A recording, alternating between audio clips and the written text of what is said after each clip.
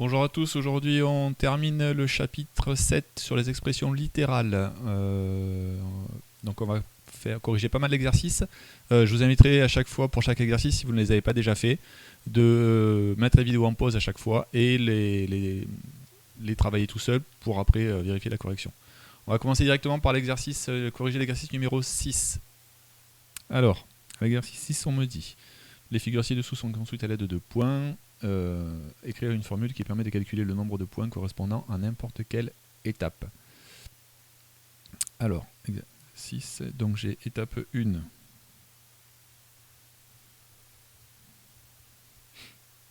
Deux points. Étape 2.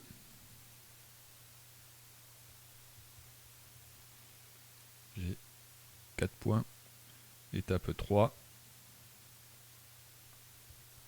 J'ai 6 points. Donc en fait, il faudrait que je vois qu'est-ce qui me permet de passer de l'étape 1 à l'étape 2, du numéro de l'étape, du nom de l'étape, au nombre de points. Donc je vois qu'en fait c'est un facteur multiplicatif, je multiplie par 2 le numéro de l'étape. Donc la formule ce serait quoi? Ça serait que le nombre de points, donc nombre de points,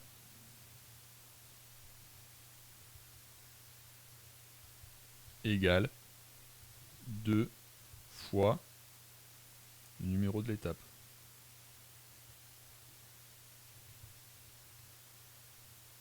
Donc si par exemple j'appelle P le nombre de points et N le numéro de l'étape, ça va donner P égale 2N. Je rappelle qu'on peut enlever le signe multiplié entre le nombre et la lettre. Maintenant, deuxième question. Donc on passe de l'étape 1 à 3 points, du 2. Donc on fait d'abord sur la première ligne, l'étape 1 qui passe à 3 points, l'étape 2, 5 points, l'étape 3, 7 points. Donc l'étape 1, 3 points, l'étape 2, 5 points, l'étape 3, 7 points. Donc on va dire que pour passer de l'étape du numéro de l'étape au nombre de points à chaque fois, donc en fait c'est tout simplement, si je nomme toujours mon numéro de l'étape n, P ici est égal à 2 fois n, 2n, donc 2 fois 1 à chaque fois, plus 1, 3. Donc 2 fois 1, 2, plus 1, 3. 2 fois 2, 4, plus 1, 5. 2 fois 3, 6, plus 1, 7. Ça c'est pour la première ligne. La deuxième ligne, j'ai pour l'étape 1, 2 points. L'étape 2, 5 points. L'étape 3, 8. Donc si je veux passer de là à chaque fois, il me suffit de multiplier par 2 le numéro de l'étape, par 3, il me suffit de multiplier par 3 le numéro de l'étape, et enlever 1 pour passer, pour trouver le nombre de points. 3n moins 1, 3 fois 1, 3 moins 1, 2, 3 fois 2, 6 moins 1, 5, 3 fois 3, 9, moins 1, 8. Et enfin pour la dernière ligne, donc l'étape 1, j'obtiens 5 points. L'étape 2, j'obtiens 9 points. L'étape 3, j'obtiens 13. Donc pour passer de là à là, voyons voir si je fais 2 fois. Par exemple 2 fois 1, 2 ou 3 fois. 3 fois 1, 3. Plus 2, non, 5.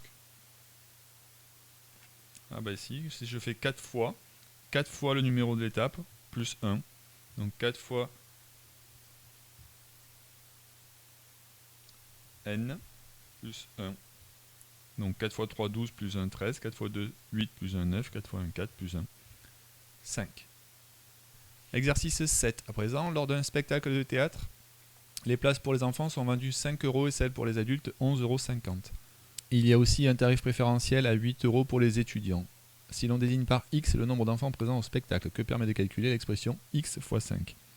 Donc x fois 5, je sais que le prix d'une place pour les enfants c'est vendu 5 €, donc x fois 5 va permettre de calculer le montant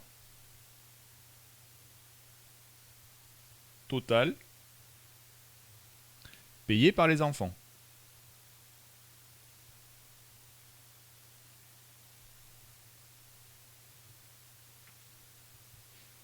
D'accord? Puisque j'ai x qui est le nombre d'enfants, 5 le prix d'une entrée, donc x fois 5, j'aurai le prix total payé par les enfants.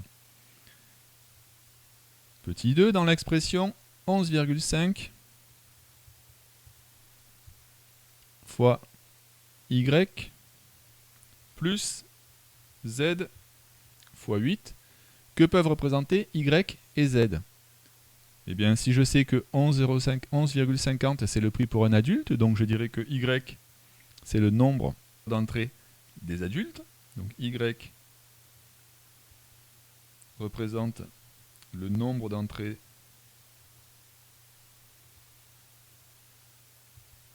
des adultes.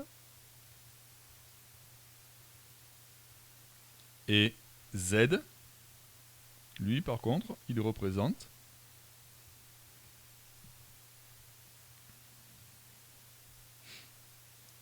le nombre de personnes qui ont un tarif préférentiel, donc le nombre d'étudiants.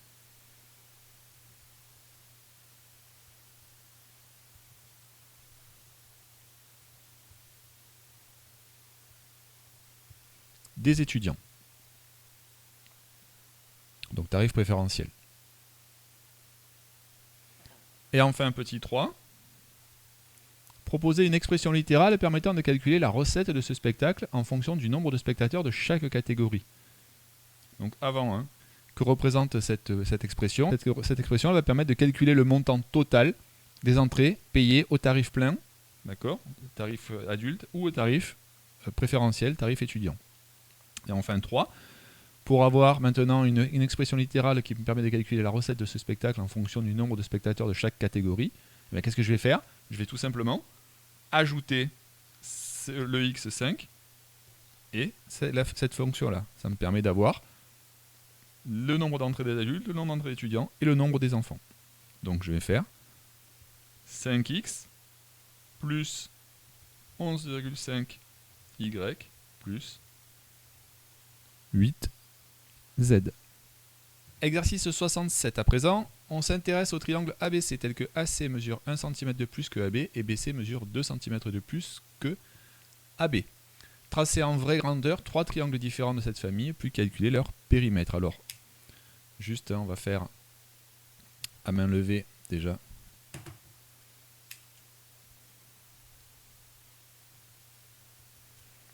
Si je le fais direct, déjà à main levée.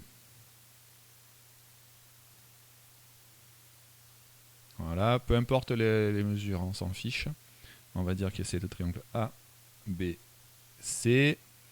AC mesure 1 cm de plus que AB.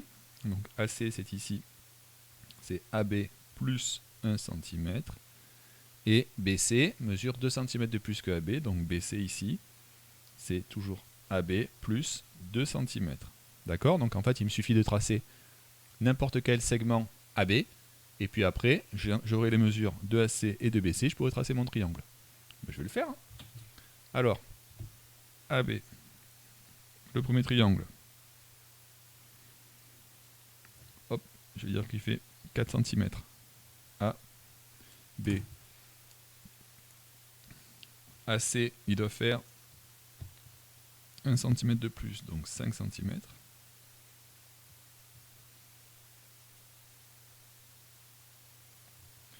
Bon, ça va être un peu, il va un peu se chevaucher, mais bon, c'est pas trop grave. Et BC doit faire encore 1 cm de plus, donc 2 cm de plus que AB. Voilà. Donc là,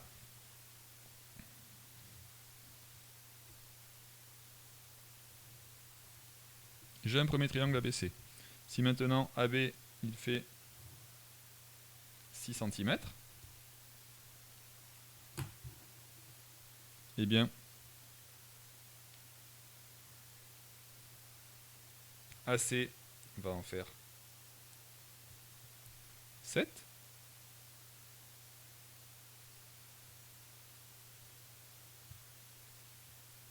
Et BC va en faire 8.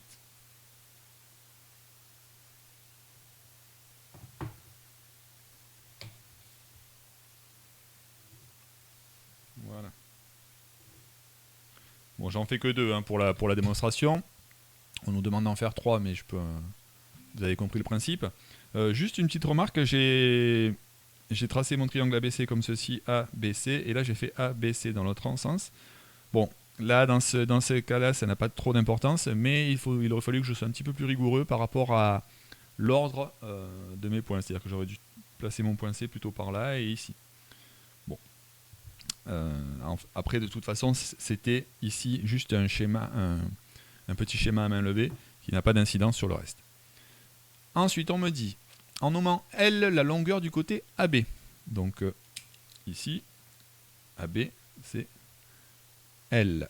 Écrire une formule qui donne le périmètre du triangle en fonction de L. Alors, rappelez-vous ce que c'est que le périmètre. Le périmètre, c'est le tour. D'accord? Donc, c'est AB plus BC. C'est la question 2, ça. AB plus BC plus AC. D'accord? AB, on a dit que c'était L. BC, c'est AB plus 2 cm. Donc c'est plus L plus 2. Et AC, c'est AB plus 1. Donc plus L plus 1. D'accord? Ça, c'est AC. Ça, c'est BC. Et ça, c'est AB. D'accord? Alors, j'en ai combien des L là? 1, 2, 3. Je peux les regrouper. Hein. Ça fait 3 L plus 2 plus 1, 3. 3 L plus 3. Et enfin, petit 3. Si je nomme X la longueur du côté AC ce coup-ci. Donc j'ai toujours AB plus BC plus AC.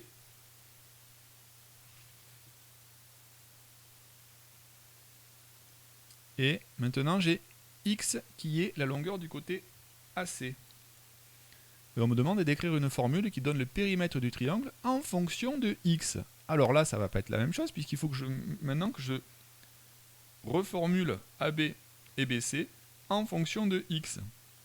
Donc ici j'aurai X. AB, c'est quoi? AB, je sais que AB plus 1 cm, c'est égal à AC. Donc c'est égal à X. Donc AB plus 1 égale X. Donc si j'enlève 1 des deux côtés là, si je fais AB plus 1 moins 1 égale X moins 1, je vais avoir AB égale X moins 1. Donc ça, c'est X moins 1. Et voyons BC maintenant. BC, on me dit que c'est AB plus 2. AB, j'ai dit que c'était X moins 1. Donc BC, c'est égal à X moins 1. Donc c'est égal à AB plus 2. Donc c'est égal à X plus 1. BC est égal à X plus 1. Donc ça va donner quoi ça? Ça donne, ma formule ici devient X moins 1 plus X plus 1 plus X. Du coup, combien j'ai de X là? 1, 2, 3. J'ai 3X. 1 moins 1, ça fait 0. Donc, le périmètre de mon côté ici, en fonction de BC, c'est 3X. De AC, pardon, c'est 3X. 3 fois AC. Exercice 68 à présent. Voici un programme de calcul écrit sous la forme d'un algorithme. On a le départ, on a les étapes ici, et on a la fin ici. Donc on va écrire une expression littérale correspondant à ce programme de calcul. On choisit deux nombres. Déjà on va le faire, ce programme. On choisit deux nombres. Donc les deux nombres, je vais les appeler X et Y. La première étape, pour le premier nombre, je dois le multiplier par 2. Donc 2x. Et le y, je dois le multiplier par 4. 4y. Et je dois ajouter les deux résultats. Voilà. Donc, mon programme de calcul, l'expression littérale, elle correspond à 2x plus 4y. Si on choisit comme second nombre le double du premier, quelle conjecture peut-on faire sur le résultat final? Alors je rappelle qu'une conjecture, c'est une propriété qu'on va accepter même si on ne l'a pas forcément démontrée. Donc si je choisis comme second nombre le double du premier, donc ça veut dire que je vais prendre x et y égale le double du premier. Donc y égale le double de x. Donc ça veut dire que y devrait être égal à 2x. Donc si je fais ça, ma formule va devenir 2x plus 4 fois 2x. Donc c'est égal à 2x plus 8x. Donc c'est égal à 10x. Donc on peut conjecturer qu'on obtiendra toujours 10 fois le premier nombre. Et enfin petit 3, je vais le faire ici. Écrire les expressions suivantes sous la forme d'un algorithme. Petit a, 3 fois x plus 2 fois y. Donc si je l'écris sous forme d'un algorithme, on peut le faire sous la forme d'un carré, hein, comme ils ont fait sur le livre. Donc départ, c'est choisir deux nombres.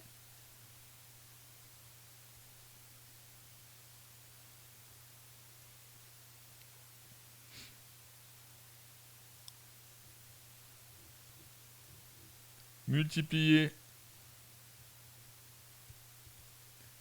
le premier par 3.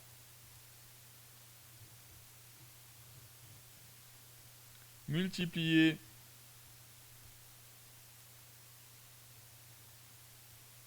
le second par 2.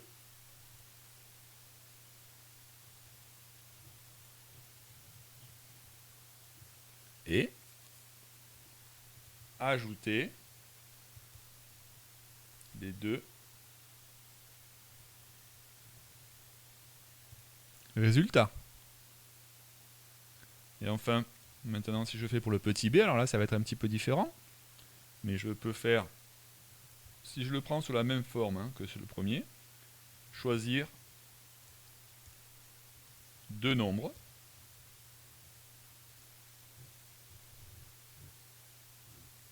Alors qu'est-ce qu'on me demande? Le premier, on ne le touche pas. Bon voilà. On va ajouter 12 au second. Si vous voulez, on peut aussi faire quelque chose comme multiplier le premier pour avoir la même chose. Hein. Je vais multiplier le premier par 1. D'accord? Comme ça au moins, j'ai exactement la même forme que pour le premier. Et je vais ce coup-ci non pas ajouter les deux résultats, mais multiplier les deux résultats.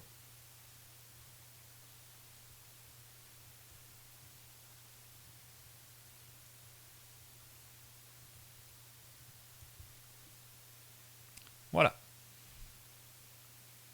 Alors on ne va pas faire l'exercice optionnel. Hein. Moi je vous invite fortement à les faire. Mais on ne les corrigera pas là, ici. Si jamais vous les faites, que vous voulez que je les corrige, vous me les envoyez et je le ferai sans problème. Alors on va voir maintenant les activités 2 et 3. Donc encore une fois, hein, je vous invite fortement à les faire tout seul, mettre la vidéo sur pause et après vérifier avec moi si vous avez trouvé la même chose que moi. Alors qu'est-ce qu'on nous dit pour cette activité? De nombreuses formules permettent de calculer approximativement la distance d'arrêt d'un véhicule en fonction de sa vitesse et de l'état de la route. Sèche ou mouillée. En voici une. D indice A est égal à V divisé par 10 multiplié par 3 plus V divisé par 10 fois V divisé par 10 fois K.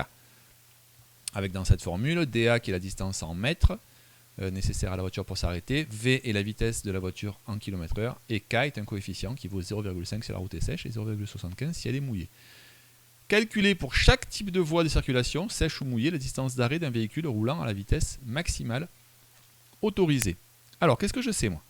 Je sais que la formule correspond à DA, la distance d'arrêt, c'est égal à V divisé par 10 fois 3 plus V divisé par 10 fois V divisé par 10 fois petit k. Donc on va calculer pour chaque type de voie de circulation, sèche ou mouillée, la distance d'arrêt d'un véhicule roulant à la vitesse maximale autorisée. Donc moi, cette formule-là, je vais la mettre plutôt sous forme de fraction. Donc V sur 10 multiplié par 3 plus V sur 10 fois V sur 10 fois petit k. On y voit un peu mieux là, je préfère moi.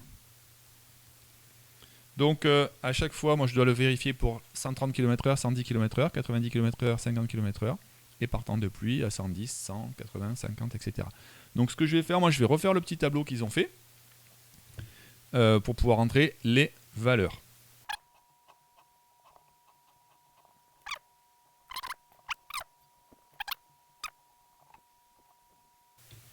Et maintenant je vais calculer en mettant à chaque fois la vitesse correspondante. Donc là c'est 130, 110, 90, 50, 50, 80, 100 et 110. Par temps sec, on m'a dit que le coefficient il est de 0,5.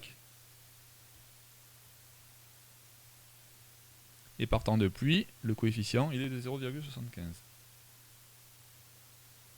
Et maintenant je peux calculer. Je vais faire un premier exemple pour l'autoroute par temps sec et par temps de pluie. Et puis après je vous mettrai directement les résultats pour la suite. Je ne vais pas tout vous calculer, mais je vous montre déjà l'exemple et vous vérifierez vous après par rapport à ce que vous avez trouvé. Donc pour l'autoroute, donc ça veut dire que V, je vais marquer D, autoroute, V donc 130 sur 10 multiplié par 3 plus 130 sur 10 fois 130 sur 10 multiplié par K, donc sur temps sec, par temps sec 0,5. Donc c'est égal à, ça fait 123,5. Donc ma distance d'arrêt sur autoroute par temps sec, si je roule à 130 km/h, elle est de 123,5 mètres. Si je regarde maintenant par temps de pluie, ça va donner, donc la vitesse du coup maintenant c'est 110 sur 10 fois 3 plus 110 sur 10 fois 110 sur 10 fois, alors non plus 0,5 maintenant, mais 0,75. Et ça c'est égal à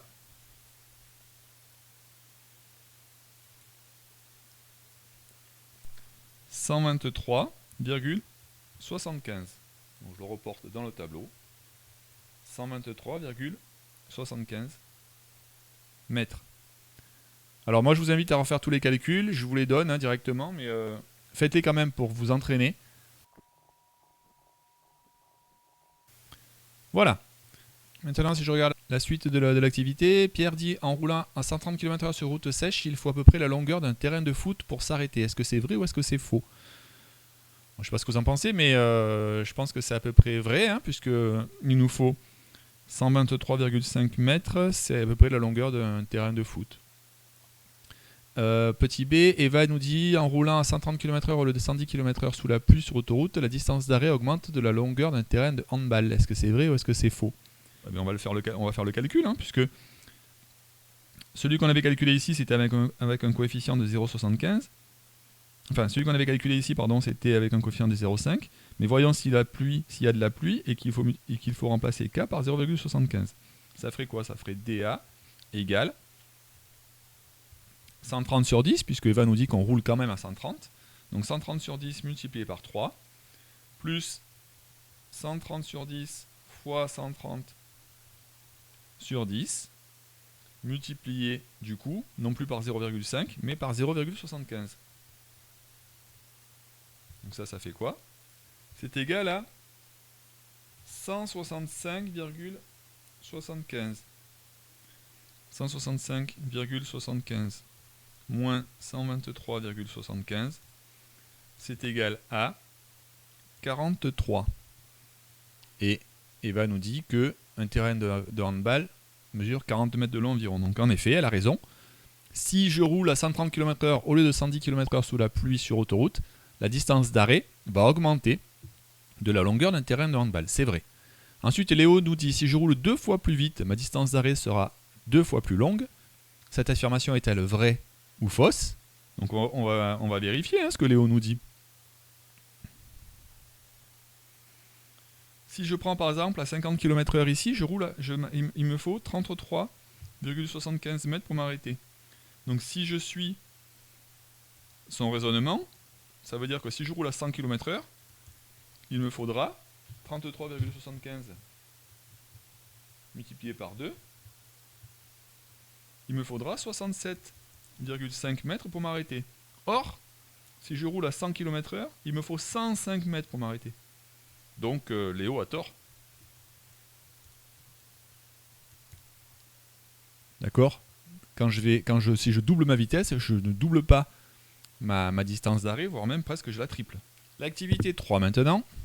On me dit, utiliser une expression littérale simplifiée, un peu délaissée depuis plusieurs décennies au profit d'autres matériaux, le bois redevient incontestablement à la mode. Lorsqu'un sylviculteur vend des arbres sur pied, c'est-à-dire avant l'abattage, ou lorsqu'il désire vendre une parcelle de forêt, il doit pouvoir estimer le volume de bois disponible sur un arbre sans l'abattre. Donc pour réaliser cette estimation, le Centre régional de la propriété forestière d'Île-de-France propose la formule suivante. V égale pi fois d au carré fois h sur 4, avec h qui est la hauteur en mètres de l'arbre, d le diamètre moyen en mètres, mesuré à 1,30 m du sol, et v le volume de bois en mètres cubes. D'accord? Donc ça veut dire que le volume de bois en mètres cubes sera donné par le diamètre de l'arbre au carré, la hauteur de l'arbre, fois pi, divisé par 4. Alors, si je veux maintenant estimer le volume de bois contenu dans un chêne, un pin et un peuplier à l'aide du tableau ci-contre. Donc pour le chêne, on me dit hauteur 18 mètres. Donc je vais remplacer h par 18. On me dit que d égale 35 cm. Je vais remplacer d par 0,35. Attention, on a le diamètre moyen, on a dit en mètres. Donc pour le chêne, v égale pi fois 0,35 au carré, multiplié par la hauteur, 18 mètres, sur 4. Ça c'est égal à 1,73 environ. Donc pour le chêne, 1,73 mètres cubes environ. Pour maintenant le pin, le volume sera égal à, donc toujours pi, fois le diamètre, on m'a dit que c'était 0,22 donc au carré, 0,57 au carré, et la hauteur 22, multiplié par 22, divisé par 4. Et ça sera environ égal à 5,1, donc 5,1 mètres cubes. Et enfin le peuplier, pi fois 1,2 fois 22 sur 4, qui seront environ égales à 22,6. Donc 22,6 mètres cubes. Ok? Maintenant on me dit donc vrai ou faux? À diamètre égal, un arbre 2 fois plus haut aura un volume 2 fois plus grand. Alors est-ce que c'est vrai ou pas ça? Si je regarde diamètre égal, on peut faire le calcul. Petit a, si j'ai un diamètre égal, donc je vais prendre par exemple 1 pour le diamètre, ça sera plus facile. Si je fais V égale pi fois 1 fois une hauteur de 2 sur 4, c'est égal à 2pi sur 4 égale à pi sur 2. Si maintenant ma hauteur est 2 fois plus grande, pi fois 1 fois 4 sur 4, c'est égal à pi. Donc en effet, je double à chaque fois, je double le volume. Alors, Je ne vais pas perdre du temps là à vous le démontrer, mais c'est vrai en fait, hein, mathématiquement parlant. Ça se démontrerait, mais pour l'instant on va le conjecturer. Et enfin petit b, on me dit à hauteur égale, un arbre avec un diamètre 2 fois plus grand aura un volume 2 fois plus grand. Alors ça c'est faux. Je vais vous démontrer comment. C'est-à-dire que ce coup-ci je vais dire que V égale pi fois, on va prendre pour le diamètre 1 toujours, et une hauteur de 1 sur 4. Donc ça ferait pi sur 4. D'accord, 1 au carré. Si maintenant je prends le double, donc pi fois 2 au carré fois 1 sur 4, ça ferait, c'est égal à pi. Donc là j'ai un diamètre double, pourtant le volume est bien plus important, 4 fois plus grand. Alors maintenant on va calculer la valeur d'une expression littérale. On va faire ce premier problème. Énoncé, une golfeuse frappe une balle de golf. La hauteur h en mètres à laquelle se trouve cette balle t secondes après son départ est donnée par la formule h égale 30 fois t moins 4,9 fois t au carré. Cette formule est valable jusqu'au moment où la balle retombe au sol. Calcule la hauteur à laquelle se trouve la balle 5 secondes après le lancer. Alors qu'est-ce qu'on me dit? Moi je sais que la formule elle dit h égale 30 fois t moins 4,9 fois t au carré. Eh bien, il suffit de remplacer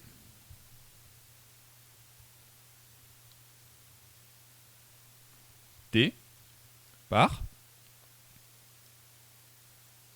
le temps.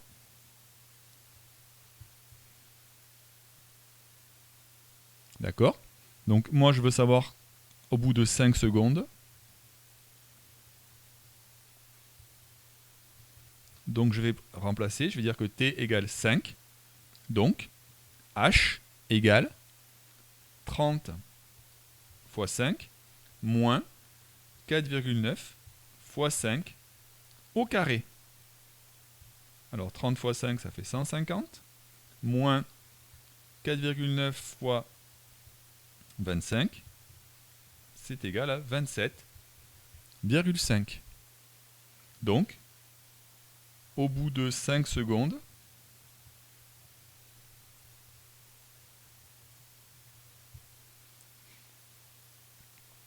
la balle se trouve à une hauteur de 27,5 mètres. Environ. Hein. Maintenant, on va corriger les exercices obligatoires, le 13, le 14, le 20, le 25, le 26 et le 71. Alors, pour l'exercice 13, calculer l'expression 5 plus 3 fois x pour petit a pour x égale 1. Alors déjà, on va commencer par supprimer un petit peu le signe multiplié. On avait dit qu'on pouvait l'enlever, donc on va commencer à prendre l'habitude de l'enlever. Donc si x égale 1, à ce moment-là, on a 5 plus 3 fois 1, donc 5 plus 3, et c'est égal à 8. Petit b, pour x égale 4, 5 plus 3 fois 4, c'est égal à 5 plus 12, c'est égal à 17. Exercice 14 à présent. On a l'expression 3n plus 2. Pour n égale 3, donc ça va être 3 facteur de 3 plus 2. Donc c'est égal à 15. D'accord, 3 fois 5, 15. Petit b, pour n égale 9, ça va être 3 facteur de 9 plus 2. C'est égal à 9 plus 2, 11 fois 3, 33. Exercice 20. En prenant les mesures nécessaires sur la figure, calculez le périmètre de ce cercle en utilisant la formule 2 fois pi fois r, où r représente le rayon du cercle. Donc si vous avez mesuré le rayon, vous avez trouvé normalement r égale 1,2. Donc si je calcule le périmètre, 2 fois pi fois 1,2 est égal à 2,4 pi. Donc c'est environ égal à 7,5. Et on fait un petit b. Calculer l'aire de ce disque en utilisant la formule pi fois r fois r. Donc pi fois 1,2 fois 1,2, c'est environ égal à 4,5. Donc 4,5 cm² environ. Exercice 25 à présent. Pour estimer l'aridité d'une région, on peut utiliser l'indice suivant, I égale P sur T plus 10. T la température moyenne annuelle, P la hauteur de précipitation en millimètres. La valeur de I permet de répartir la région en 5 catégories, hyperaride, aride, etc., etc., etc. Indiquer à quelle catégorie appartient chacune des régions suivantes. La Bretagne. Donc la Bretagne, elle a 1130 mm de pluie et 14 degrés Celsius de moyenne. Donc on va remplacer pour I, on va appeler I Bretagne égale P, donc 1130, sur... Alors attention, je vérifie à chaque fois dans les formules que je suis dans la bonne unité. Hein. Donc là, j'avais bien P en millimètres, oui c'est bon. Donc T, température en degrés Celsius, donc 14, plus 10. Donc ça c'est égal à 1130 divisé par 24. C'est environ égal à 47. Donc la Bretagne se trouverait dans les régions humides.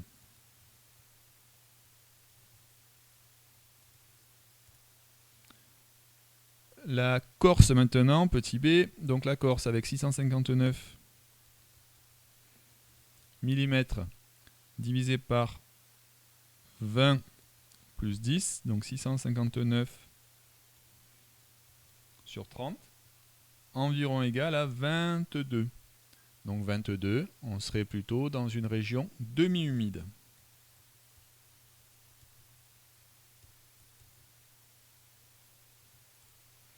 Et enfin, Bardenas en Espagne.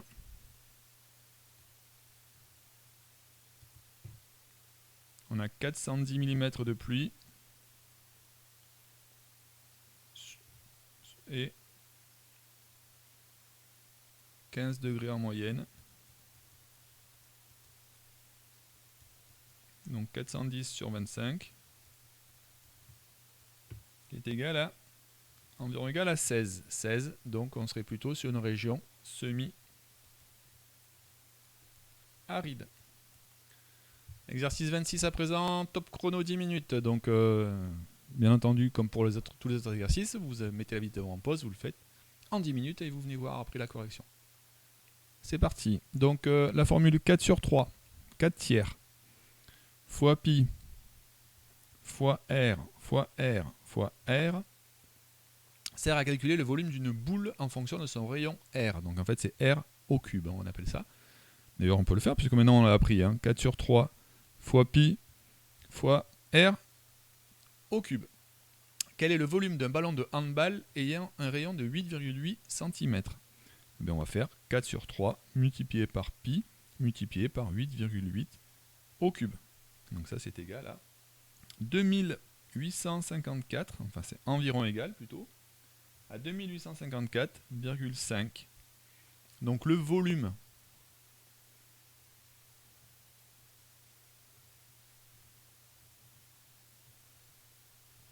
du ballon de handball de rayon 8,8 cm est d'environ 2854 cm3. Exercice 71 à présent. Je rappelle qu'il est interdit de jouer avec des allumettes. Charlotte fabrique des maisons avec des allumettes. Elle fait une maison, elle fait deux maisons, etc. Combien il faudra-t-il d'allumettes pour construire 5 maisons? Alors, c'est intéressant ça comme exercice. Alors, vous pouvez l'essayer, même si j'ai dit qu'on ne jouait pas avec des allumettes, vous pouvez l'essayer pour vous expérimenter un peu, voir comment ça peut faire. C'est intéressant aussi de le faire manuellement. Alors, combien il faudra-t-il d'allumettes pour construire 5 maisons? Une maison, 5 allumettes. 2 maisons, 9 allumettes. Donc si je redessine ça, moi, si je le fais pas, je ne vais pas le faire avec des allumettes, j'en ai pas à ma disposition, mais si je dessine schématiquement une maison,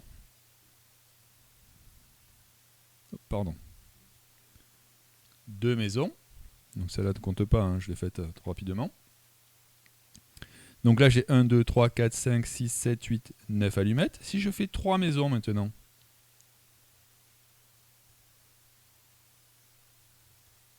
je vais rajouter 1, 2, 3, 4 allumettes. Donc 9 plus 4, 13 allumettes.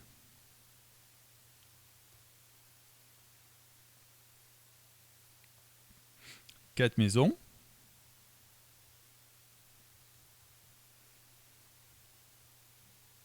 13 plus 4 allumettes, donc 17 allumettes. On va pas s'amuser à redessiner toutes les allumettes, surtout qu'à un moment, on nous demande jusqu'à 1345 maisons. Donc, qu'est-ce qui me permet de voir, en fait, à chaque fois, il faut que je trouve une formule, il faut que je trouve une méthode qui me permette de passer du nombre de maisons au nombre d'allumettes. Alors, regardons par exemple, une maison, 5 allumettes, 2 maisons, 9 allumettes, 3 maisons, 3 allumettes, 13 allumettes, 4 maisons, 17 allumettes, 5 maisons, je vais rajouter 4 allumettes encore, donc 21 allumettes, etc. Donc en fait, qu'est-ce que je vois? Je vois que il me suffit de multiplier à chaque fois 4 par le nombre de maisons. Hein, 3 x 4, 12, plus 1, 13. 4 x 4, 16, plus 1, 17. 5 x 4, 20, plus 1, 21. Donc il faut multiplier le nombre de maisons par 4 et lui rajouter 1. Donc ce qui veut dire que si maintenant je fais le numéro 2, combien il faudra-t-il d'allumettes pour construire 10 maisons? Je vais faire 10 x 4 plus une allumette. Donc ça c'est égal à 41. Donc il me faudra 41 allumettes. 41 allumettes pour 10 maisons. Il me faudra pour 15 allumettes, pour 15 maisons, pardon, 15 x 4 plus 1, 4 x 15, 60, plus 1, 61. Donc 61 allumettes pour 15 maisons. Pour 1345 maisons, petit 3, 1345 x 4 plus 1, ce qui va nous faire 5381. Donc 5381 allumettes pour 1345 maisons. Donc petit 4 maintenant. Écrire une formule qui permet de calculer le nombre d'allumettes nécessaires pour construire un nombre donné de maisons. Eh bien, on a vu, hein, je vais appeler maison grand M. Il me suffit de multiplier M par 4 plus 1. Donc, si je le mets bien correctement, ça va donner 4M plus 1. Et enfin, pour le petit 5, on me demande combien je peux faire de maisons avec 560 allumettes. Donc, il y aurait bien une méthode pour trouver, mais on ne la connaît pas encore. On va raisonner par tâtonnement, en fait. Ou plutôt, on va raisonner en recherchant la méthode inverse. C'est-à-dire que nous, on avait 4M plus 1 égale 560. Donc si j'enlève 1 des deux côtés, ça va faire 4M égale 559. Donc le nombre de maisons, il va être égal à 559 divisé par 4. Donc 559 divisé par 4, c'est environ égal à 139. Enfin même c'est même égal à 139,75. Je ne peux pas avoir 139,75 maisons, hein, forcément, donc j'en aurai que 139. Ça veut dire que je vais faire 139 maisons. Et si je fais 4 fois 139 plus 1, je vais trouver 557. Donc je vais faire 139 maisons et il restera 3 allumettes. Voilà. Je vous invite fortement à faire les exercices optionnels. Vous pouvez me les envoyer via Pronote. Je mettrai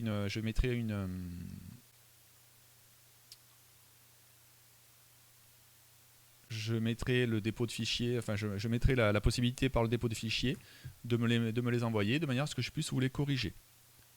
Voilà.